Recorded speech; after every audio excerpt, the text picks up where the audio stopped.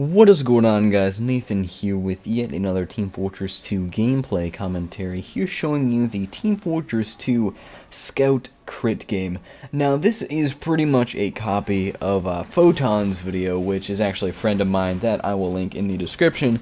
He actually told me about this and said that I should try it, but I did not ask permission to upload pretty much a replica video of his, so I'm gonna do it anyway though, because I feel like it, and that's how I work. So basically what this game is, it's pretty much a stipulation match as scouts. Now, the whole idea revolves around that you can only fire when you have crits.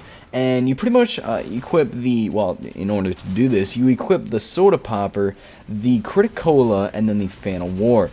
The only exception to the rule of only crits is the Fan of War. You can pretty much swing anytime because it's kind of like a free pass towards basically allowing you to mini crit someone, because that's what the Fan of War does. It lays down mini crits on people, and basically this game mode is really interesting. It's very tactical, kind of, and it's really fun. Like, I had a lot more fun with this than I thought, mostly because I usually don't use the Soda Popper, and I forgot how amazing like having mini crits is every once in a while, and actually having mini crits at will, because you can actually store the mini crits in the Soda Popper by switching to a different weapon. The mini crit meter will stop if I switch to like Criticola or the Fan of War, and I think I've already done a video on that, but it's a really powerful weapon, and even when you limit yourself to only using it when you have many crits, that can turn into a good thing, believe it or not, because you are putting kind of like a caution on yourself. You're making sure that you don't like rush into a situation, just start spraying shots everywhere. Instead, you can kind of just hang back and wait for some mini crits to pop up on your gun, and then you're good to go.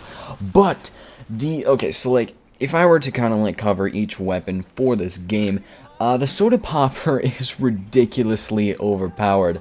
I mean, it's not like it's not ridiculously overpowered in like the common sense of the word, but I mean that when it has the mini crits, it is ridiculously overpowered, and I don't really know how to put it any other way, because when the Soda Popper gets mini crits, you can pretty much take down a heavy, no problem. I do that actually a couple of, well, not in this gameplay. When I was recording gameplay for this, I like easily take down a heavy, because a meat shot with the Soda Popper with the mini crits at about medium range is 124-ish damage, and that is absolutely ridiculous. I mean, 3 shots and the heavy's down. But I was at 1 health, and I have a mic sample. Let me unmute the audio here for a little bit. Medic, right now, please. Right now. Yo, medic, look behind you, thank you. No, don't you dare! Don't you dare run away, you bastard! Okay. Fucking hell!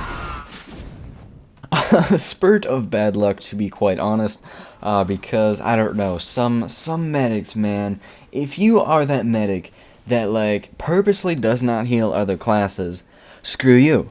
If you are a medic that never recognizes that other classes are calling for medic, then screw you, because I don't know, I just find bad medics really annoying. But yeah, so anyway, with the crit game, so yeah, Soda Popper is really good, basically, in summary. The Criticola, though, I am really impressed with the Criticola, because I don't know if you guys know this, but like a while back, Valve actually did update and buff the Criticola to where you actually get a speed boost when you drink it, and the crits last, I think, for 2 more seconds.